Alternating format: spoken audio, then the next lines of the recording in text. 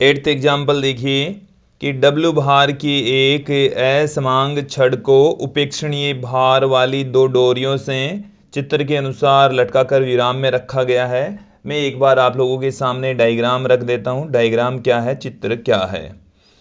इस तरीके की दो दृढ़ दीवारें हैं और यहां पर एक असमांग छड़ रखी हुई है। ये हमारे पास में कोई छड़ है। ये जो छड़ है इसकी लंबाई हमें इस क्वेश्चन में आगे जाकर दे रखी है कि 2 मीटर इसकी लंबाई है।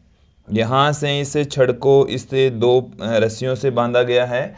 इस रस्सी के द्वारा यहाँ पर बना जो एंगल है वो है 36.9 डिग्री। 36.9 डिग्री का एंगल है और ये वाला जो एंगल है वो है 53.1 डिग्री। यहां से लेकर यहां तक की जो लेंथ है इस छड़ की वो है 2 मीटर। अब इस क्वेश्चन को अच्छे से समझेंगे। आगे देखिए कि लटकाकर विरामावस्था में रखा गया है। डोरियों द्वारा ऊर्ध्वाधर से बने कोण क्रमशः 36.9 डिग्री और 53.1 डिग्री है। छड़ 2 मीटर लंबाई की है। छड़ के बाएं सिरे से इसके गुरुत्व केंद्र की दूरी d ज्ञात कीजिए। यह है इसका बायां सिरा और इससे इसकी जो लंबाई है वो 2 मीटर है। इस सिरे से हमें इसकी डिस्टेंस ज्ञात करनी है कि इसके गुरुत्व केंद्र की दूरी कितनी है। जैसे हम यहाँ पर कंसीडर कर लें कि इसके गुरुत्व केंद्र की दूरी यहाँ से ये d है, वो हमें ज्ञात करनी है।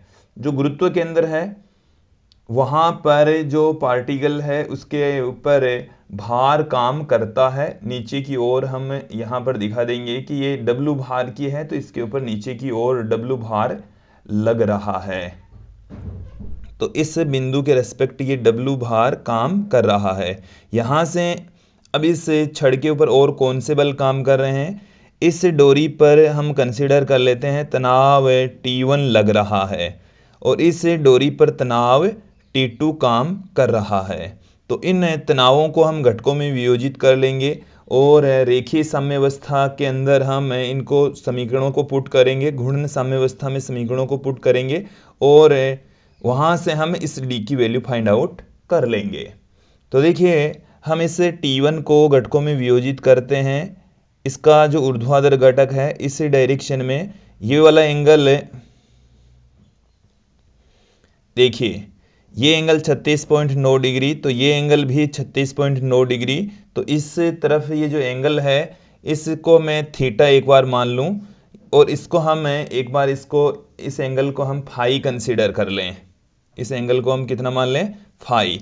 तो ये वाला जो डायरेक्ट घटक है वो हो जाएगा T1 कोस थीटा और ये हो जाएगा T1 साइन थीटा।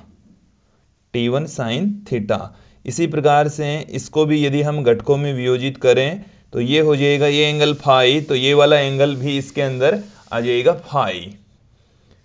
तो यहां से इसका इस डायरेक्शन में घटक हो गया T2 कोस फाई और इस डायरेक्शन में घटक हो गया T2 साइन फाई। तो ये हमारे पास में इसके घटक आ गए। जो डायग्राम है वो हमारे सामने सुस्पष्ट हो गया है। यहां से लेकर यहां तक की जो डिस्टेंस है वो है 2 मीटर। अब देखिए आप कि इसको हम आगे सोल्व करते हैं कि जो ट्राइंगल हम यहां पर रेखीय साम्यावस्था की स्थिति लेंगे। रेखीय साम्यावस्था की स्थिति में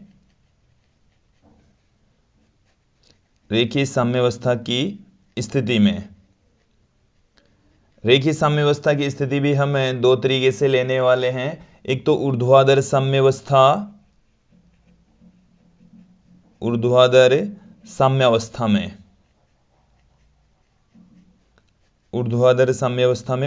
साम्यावस्था का मतलब है ऊपर से नीचे की ओर लगने वाले बल एक दूसरे को संतुलित कर देंगे।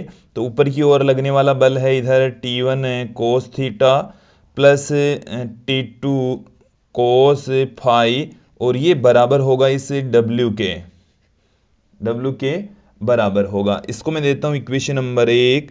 अब हम बात करेंगे क्षैतिज साम्यावस्था की।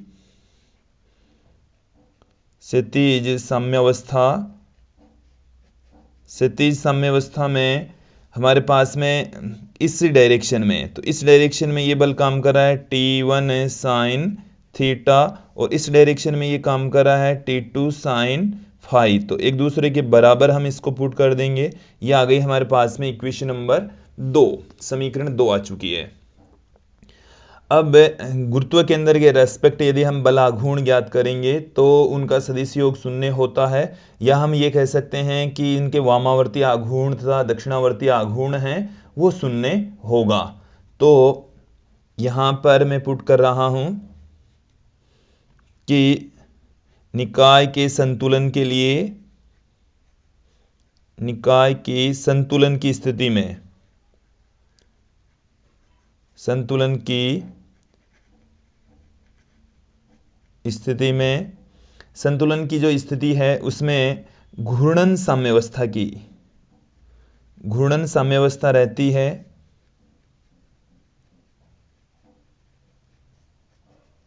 घूर्णन साम्यावस्था में, घूर्णन साम्यावस्था में दक्षिणावर्ती आघूर्ण बराबर होगा वामावर्ती आघूर्ण के, दक्षिणावर्ती बलाघूर्ण बराबर होगा वामावर्ती बलाघूर्ण के, वामावर्ती बल आघूर्ण के। यहां से आप देखिए इस डायग्राम में आप देखेंगे कि इस बिंदु के रेस्पेक्ट हम बल आघूर्ण फाइंड आउट कर रहे हैं। तो जो ऊर्ध्वाधर घटक हैं उनका बल आघूर्ण फाइंड आउट करते हैं। ऊर्ध्वाधर T1 कोस थीटा और इसकी डिस्टेंस यहां से है D। तो इस बिंदु के रेस्पेक्ट यदि हम जड़त्व बल आघूर्ण ज्ञात करेंगे तो बल तो हमारे पास में है T1 कोस थीटा। वामावर्ती देखो ये जो बल है इस बिंदु के रेस्पेक्ट ये इस डायरेक्शन में काम करता है, इस दिशा में घूमता है, तो ये है दक्षिणावर्ती आघूर्ण।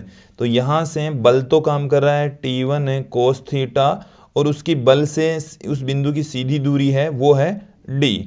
तो T1 cos theta into D ये बराबर होगा वामावर्ती आघूर्ण के। तो इस बिंदु के रेस्पेक्ट ये इस तरीके से घूर्णन करेगा। तो यहां पर आप देखेंगे कि जो बल है वो तो है T2 कोस फाई और उसकी यहां से यहां तक जो डिस्टेंस है ये पूरी 2 मीटर है, ये वाली D है, तो यहां से ये 2 माइनस D रह जाएगी, 2 माइनस D ये डिस्टेंस रह जाएगी। इसको मैं देता हूं इक्वेशन नंबर 3। हमारे पास में 3 समीकरणें आ चुकी है और इन तीनों समीकरणों की सहायता से हम इस D की वैल्यू फाइंड आउट कर लेंगे। यहां से मैं यदि समीकरण 2 में 3 का भाग लगा दूं तो हमें क्या मिलेगा, समीकरण 2 भाग 3 से 2 के अंदर यदि हम किसका भाग लगा दें, 3 का भाग लगा दें तो हमें क्या मिल रहा है,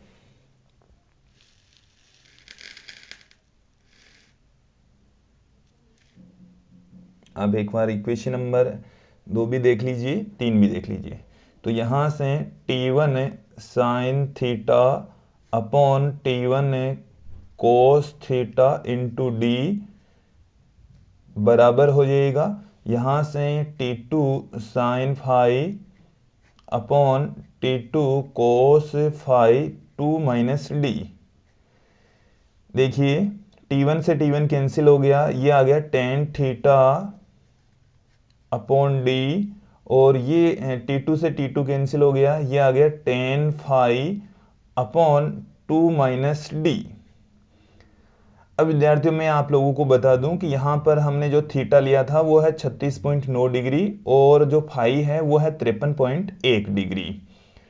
जैसे मैं आप लोगों को एक त्रिकोणमिति का एक रिलेशन बताता हूं कि ये हमारे पास में कोई ट्राइंगल है, ये एक समकोण त्रिभुज है, इसकी ये भुजा है 3 इकाई, ये है 4 इकाई, तो ये वाली भुजा 5 इकाई होती है।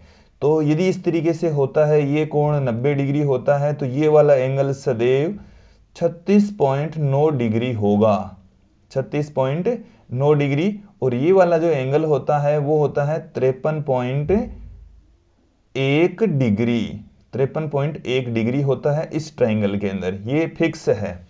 तो यदि यहां से हमारे पास में थीटा की वैल्यू हमें दे रखी है इक्वेशन के अंदर 36.9 डिग्री, इसका मतलब वो इसी तरीके का ही ट्राइंगल का निर्माण हो रहा है।